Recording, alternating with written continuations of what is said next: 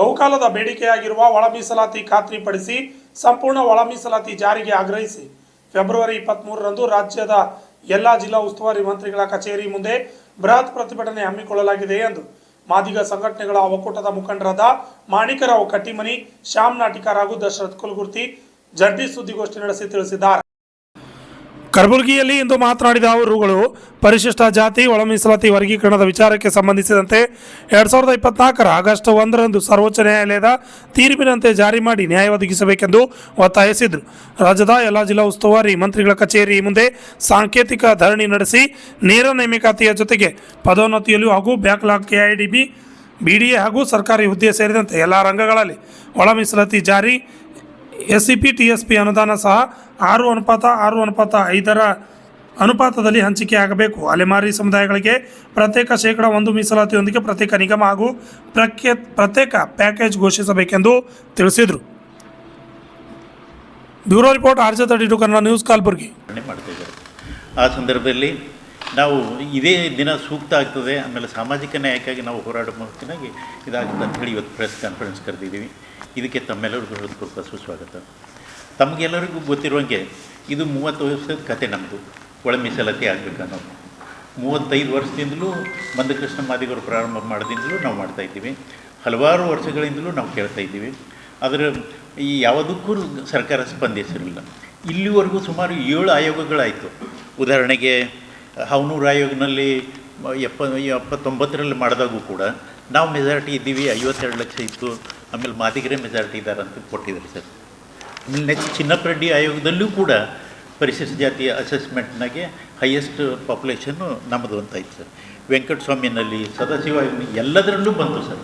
ಆಮೇಲೆ ಅದಕ್ಕಿಂತಲೂ ಮೀರಿದಂಥದ್ದು ಕೇಂದ್ರ ಸರ್ಕಾರದ 2011ನೇ ಸೆನ್ಸಸ್ ಇತ್ತಲ್ಲ ಸರ್, ಆ ಸೆನ್ಸಸ್ನಲ್ಲೂ ಕೂಡ ಮಾದಿಗರು ಮೆಜಾರಿಟಿ ಅಂತ ಆಯಿತು ಸರ್. ಆವಾಗ ಸುಮಾರು 6 ನಿರ್ಣಯಗಳು ಬಂದು ಸರ್, ತೀರ್ಪು ಬಂದು ಕೋರ್ಟ್ನಿಂದ. ಆ 6 ತೀರ್ಪಿನಲ್ಲಿ ಇಲ್ಲ ಮಾದಿಗರಿಗೆ ನ್ಯಾಯ ಸಿಗಬೇಕು, ಅವ್ರಿಗೆ ಕೊಡಬೇಕು ಅಂತ ಹೇಳಿ ನಿರ್ಧಾರ ಆಯಿತು ಸರ್. ಆದರೂ ಕೂಡ ಅವಕ್ಕೆ ಯಾವುದಕ್ಕೂ ಒಬಲೈಸ್ ಮಾಡಲಿಲ್ಲ ಸರ್. ಆಮೇಲೆ ಕೊನೆಗೆ ನಮಗೆ ಪುಣ್ಯ ಕನ್ನಕ್ಕೆ ಆಗಸ್ಟ್ 1ನೇ ತಾರೀಕು ಏನು Devendra Singh versus government of Punjab ಬಂತಲ್ಲ, ಅದು ಅನಿವಾರ್ಯ ಆಗಿಬಿಡ್ತು ಎಲ್ಲ ಸ್ಟೇಟ್ಗಳಿಗೆ. 2 ತಿಂಗಳಲ್ಲಿ ನೀವು ಇಂಪ್ಲಿಮೆಂಟ್ ಮಾಡಿರಿ, ಆಮೇಲೆ ಈಗಾಗಲೇ ನಿಮ್ಮಲ್ಲಿ ಸ್ಟ್ಯಾಟಿಸ್ಟಿಕ್ಸ್ ಇದ್ದರೆ ಅದರ ಬೇಸಿಸ್ ಮ್ಯಾಗ ನೀವು ಒಳ ಮೀಸಲಾತಿ ಅನುಷ್ಠಾನ ಮಾಡಿರಿ ಅಂತ ಹೇಳಿ ಬಂತು ಸರ್. ಅದಕ್ಕೆ ಇಮ್ಮಿಡಿಯೇಟ್ಲಿ ತೆಲಂಗಾಣ ಸರ್ಕಾರದ ಮುಖ್ಯಮಂತ್ರಿಗಳು, ಆಂಧ್ರ ಸರ್ಕಾರದ ಮುಖ್ಯಮಂತ್ರಿಗಳು, ಹಿಮಾಚಲ ಪ್ರದೇಶದ ಮುಖ್ಯಮಂತ್ರಿಗಳು ಇಮ್ಮಿಡಿಯೇಟ್ಲಿ ಡಿಕ್ಲೇರ್ ಮಾಡಿ ನಾವು ತಕ್ಷಣಕ್ಕೆ ಮಾಡ್ತೀವಿ ಅಂತ ಹೇಳಿ ಅವರು ನಿರ್ಣಯ ತಗೊಂಡ್ರು. ಅದು ಆದಮೇಲೆ ನಮ್ಮ ಮುಖ್ಯಮಂತ್ರಿಗಳು ಸನ್ಮಾನ್ಯ ಸಿದ್ದರಾಮಯ್ಯನವರು ಕೂಡ ಇಲ್ಲ ನಾವು ಮಾಡ್ತೀವಿ, ಸಾಮಾಜಿಕ ನ್ಯಾಯ ಕೊಡಲೇಬೇಕು, ಆಮೇಲೆ ನಮ್ಮ ಪ್ರಣಾಳಿಕೆಯಲ್ಲೇ ಅದು ಇದೆ, ನಾವು ಒಳ ಮೀಸಲಾತಿ ಅನುಷ್ಠಾನ ಮಾಡಬೇಕಂತ ಹೇಳಿ ಅಂತ ಅಂದರು ಸರ್. ನಮಗೇನೋ ಬಹಳ ಖುಷಿ ಆಯಿತು ಮಾಡ್ತಾರಂಥೇಳಿ. ಆದರೆ ಇಲ್ಲ, ಇದು ಆಗೋದಿಲ್ಲ.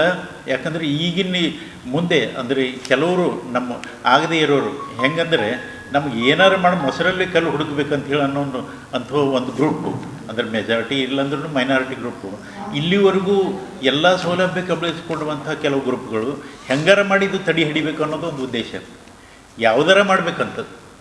ಉದಾಹರಣೆಗೆ ಯಾವುದೋ ದಯವಿಟ್ಟು ತಮಗೆಲ್ಲರಿಗೂ ಗೊತ್ತೇ ಇದೆ, ಅದು ಕೆಳಗೆ ಒಂದು ನದಿನಲ್ಲಿ ಮೇಲೆ ಹುಲಿ ನೀರು ಕುಡಿತಿತ್ತಂತೆ, ಕೆಳಗೊಂದು ಸಣ್ಣದೊಂದು ಕುರಿಮರಿ ಅದನ್ನು ನೀರು ಕುಡಿಲಿಕ್ಕತ್ತಿತ್ತಂತೆ. ಚಲೋ ಅದೆಲ್ಲ ಮೆತ್ತಗದ, ಇದು ತಿಂದು ಬಿಡಮ್ಮೆ ಅಂತ ಹೇಳಿ ಅದಕ್ಕೊಂದು ಆಸೆ ಆಯಿತು.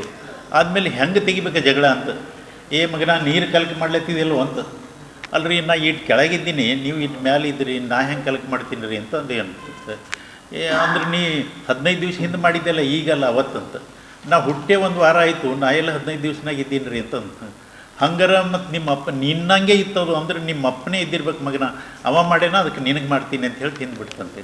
ಅಂದರೆ ಯಾವುದಕ್ಕೂ ತಿನ್ನೋದಕ್ಕೂ ಒಂದು ಕಾರಣ ಹುಡುಕಿ ಹಲವಾರು ರೀತಿಯಿಂದ ನಮಗೆ ತೊಂದರೆ ಮಾಡ್ತಾಯಿದ್ದಾರೆ. ಅದಕ್ಕಾಗಿ ಕೊನೆಗೆ ಇಲ್ಲ, ನ್ಯಾಯಮೂರ್ತಿ ನಾಗಮೋಹನ್ ದಾಸ್ ಅವರ ಮುಖಂಡತ್ವದಲ್ಲೇ ಆಗಬೇಕಂತ ಹೇಳಿ ಪಟ್ಟು ಹಿಡಿದು ಅವರು ಆಯೋಗ ರಚನೆ ಮಾಡಿಸಿದ್ದು ಅವರು. ಆ ರಚನೆ ಆಯಿತು. ಹೋಗಲಿ, ಅವರು ನಾಗಮೋಹನ್ ದಾಸರು ಏನು ರಿಪೋರ್ಟ್ ಕೊಡ್ತಾರೆ ಅದು ಏನಾರು ಮಾಡಲಿ, ಅವರು ಒಪ್ಕೊಳ್ಳಿ ಅಂತ. ನಾಗಮೋಹನ್ ದಾಸರು ಕೂಡ ಮಾದಿಗ ಸಂಪುಟ ಅಂದರೆ ಗ್ರೂಪ್ 1 ಅಂತ ಏನಿದೆ ಅಲ್ಲ, ಸಮಗಾರು, ಮಾದರು, ಡೋರರು, ಅಂದರೆ ಗ್ರೂಪ್ 1ನಲ್ಲಿ ಮೆಜಾರಿಟಿ ಜಾಸ್ತಿ ಇದೆ ಅಂತ ಹೇಳಿ ಸ್ಪಷ್ಟವಾಗಿ ಇದು ಮಾಡಿದ್ರು. ನಾಗಮೋಹನ್ ದಾಸಿಗೆ 7 ಗುರಿಗಳು ಕೊಡುತ್ತೆ. ಈಗಾಗಲೇ ನಮ್ಮ ಹಿರಿಯ ಮುಖಂಡರ ಮಾಣಿಕ್ ಕಟ್ಟಿಮರು ಸಂಪೂರ್ಣವಾಗಿ ಒಳ ಮೀಸಲಾತಿ ಬಗ್ಗೆ ಆಗಬೇಕು, ಅಂಥೇಳಿ ಅದರ ಸಾರಾಂಶ 30 ವರ್ಷ ಹೋರಾಟ ಎಲ್ಲಿ ಯಾವುದಾಗಿದೆ ಅಂತೆಲ್ಲ ಹೇಳಿದ್ರೆ, ಅದಕ್ಕೆ ಇದೇ ತಿಂಗಳ 23ರಂದು ಸೋಮವಾರಂದು ಕರ್ನಾಟಕ ರಾಜ್ಯಾದ್ಯಂತ ಎಲ್ಲ ಜಿಲ್ಲಾ ಸಚಿವರ ಕಾರ್ಯಾಲಯದಲ್ಲಿ ಒಂದು ಪ್ರತಿಭಟನೆ ಮಾಡಿ ಸಂಪೂರ್ಣ ವಲಮಿತ ಸಲುವಾಗಿ ಒಂದು ಪ್ರತಿಭಟನೆ ಇದೆ. ಅದಕ್ಕೆ 5-6 ಪಾಯಿಂಟ್ಸ್ಗಳಿದ್ದಾವೆ. ಅದರ ತಕ್ಕ ಶಾಶ್ವತವಾಗಿ ಏನು ಒಳ ಮೀಸಲಾತಿ ಆಗಬೇಕಾಗ ಇಂಟರ್ನಲ್ ರಿಲೇಷನ್ ಅದಕ್ಕೆ 23 ತಾರೀಕು ಈ ಇಡೀ ಗುಲ್ಬರ್ಗ ನಗರದ ಮತ್ತು ತಾಲೂಕುಗಳೆಲ್ಲರೂ ಬಂದು ಸುಮಾರು ಒಂದು 2-3 ಸಾವಿರ ಜನ ಹೋಗಿ ನಮ್ಮ ಜಿಲ್ಲಾ ಉಸ್ತುವಾರಿ ಸಚಿವರ ಕಚೇರಿ ಅಂದರೆ ಪ್ರತಿಭಟನೆ ಮಾಡಿ ನಮ್ಮ ಹಕ್ಕು ಕೇಳಬೇಕನ್ನೋ ಉದ್ದೇಶ ಇರ್ತದೆ. ಅದಕ್ಕೆಲ್ಲ ಪತ್ರಿಕೆ ಮಾಧ್ಯಮಗಳಿಗೆ ಹೆಚ್ಚಿನ ಸಂಖ್ಯೆಯಲ್ಲಿ ಪ್ರಚಾರ ಕೊಟ್ಟು ಈ ಸಮುದಾಯಕ್ಕೆ ನ್ಯಾಯ ಕೊಡಿಸಬೇಕಾಗಿ ತಮ್ಮಲ್ಲಿ ವಿನಂತಿ ಇದೆ ಸರ್.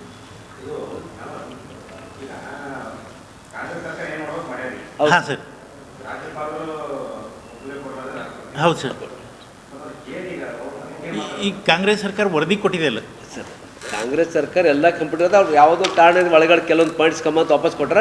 ಮತ್ತು ನಿನ್ನೆ ನಮ್ದೆಲ್ಲ ಸಚಿವರಿಗೆ ಮತ್ತು ಅವರನ್ನು ರಾಜ್ಯಪಾಲರು ಭೇಟಿಯಾಗ್ಯಾರ.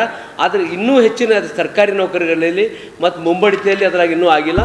ಮತ್ತು ಮೇಲಾಗಿ ರಾಜಕೀಯದಲ್ಲಿ ಏನಾಗಿದೆ ಅದರಲ್ಲಿ ಕೊಡಬೇಕನ್ನೋ ಉದ್ದೇಶ ಇದೆ ಸರ್. ಬೇರೆ ರಾಜ್ಯದಲ್ಲಿ ಆಗ್ಯದ ಸುಪ್ರೀಂ ಕೋರ್ಟ್ ಆದೇಶ ಪ್ರಕಾರ ರಾಜಕೀಯ ಪ್ರಾತಿನಿಧ್ಯ ಕೊಡಬೇಕು. ಯಾಕಂದ್ರೆ ಈಗ ಬೇರೆ ಎ ಮತ್ತು ಬಿ ಅಂತೇಳಿ OBC ಕೊಟ್ರ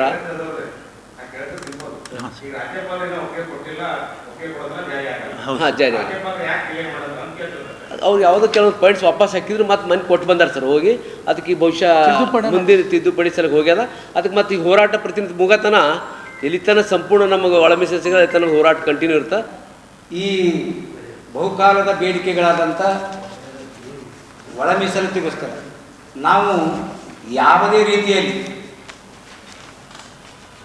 ನಮ್ಗೆ ಒಳ ಮೀಸಲಾತಿ ಜಾರಿ ಮಾಡುವಲ್ಲಿ ವಿಳಂಬ ಯಾಕೆ ಮಾಡ್ತಾ ಇದ್ದಾರೆ ಅಂದರೆ ಅದು ರಾಜಕೀಯ ಒತ್ತಡ ಇರೋದರಿಂದ. ಇಲ್ಲ ನಾವು ಮಾಲಿಗರು ಒಂದು ವೇಳೆ ನಿಮಗೆ ಬಹಳ ನೋವಾಗಿದೆ ಆದರೆ ನಮಗೆ ನಿಜವಾಗಲೂ ಮೀಸಲಾತಿಯಿಂದ ಹೊರಗಿಡ್ರಿ ಅಂತ ಕೇಳಬೇಕಾಗಿದೆ. ಈಗ ಒಳ ಮೀಸಲಾತಿ ಕೊಡೋದೇ ಹೋದರೆ ನಮ್ಮ ಮೀಸಲಾತಿಯಿಂದ ಹೊರಗಿಡ್ರಿ, ನಮ್ಮ SC ಪಟ್ಟಿಲಿಂದ ತೆಗೆದು ಬಿಡ್ರಿ. ನಾವು ಮೀಸಲಾತಿ ಕೇಳ್ತಕ್ಕಂಥದ್ದು ಡಾಕ್ಟರ್ ಬಾಬಾ ಸಾಹೇಬ್ ಅಂಬೇಡ್ಕರ್ ಆಶಯದಂತೆ.